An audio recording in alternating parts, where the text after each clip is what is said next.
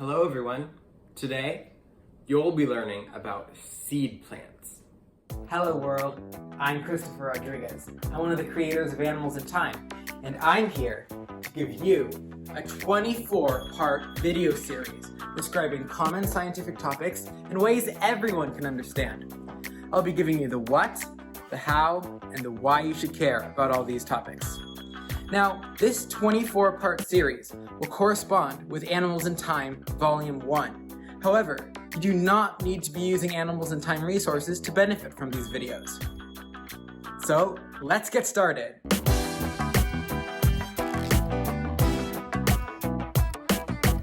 Yep, that's right. We finally get to talk about plants.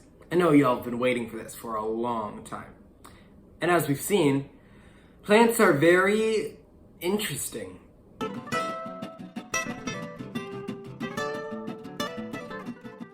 Okay, so plants might not look super exciting at first glance, but I promise there's something interesting about them somewhere. Wait, really?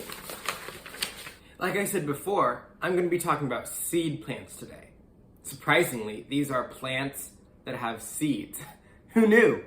Plants use seeds to reproduce. Usually, the seeds just fall into the ground, or a kind person like you plants them, and the seeds grow into a brand new plant. So as you can see, seeds are very important. There are some plants, like mosses, that don't use seeds. They have other ways of reproducing, but we don't need to worry about those. Plants either store their seeds on the inside or on the outside, and there are special names for each kind. Plants that store seeds on the inside are called Angiosperms, and plants that store seeds on the outside are called Gymnosperms. Angiosperms are also known as magnoliophytes. I'm not really sure why they came up with another name that's just as long and complicated, but whatever. An easy way to tell Angiosperms and Gymnosperms apart is this. Only Angiosperms have flowers. Gymnosperms never have flowers. Ever.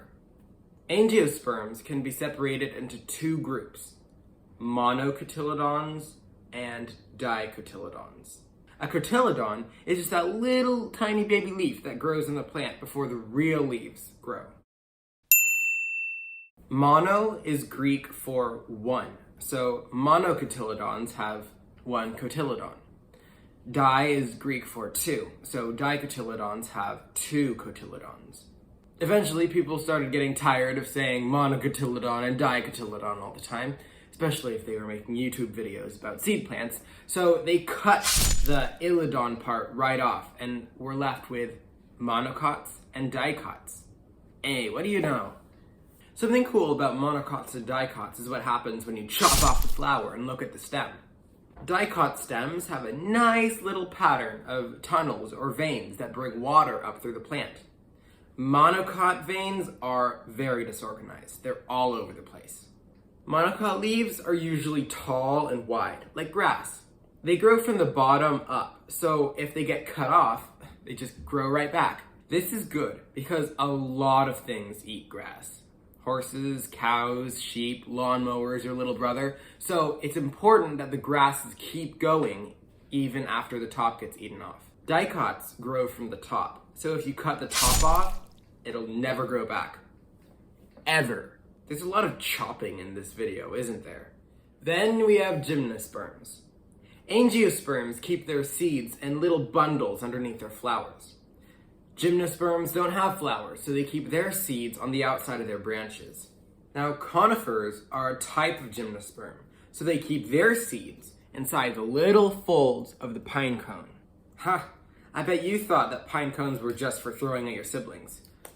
But they actually hold the tree's seeds.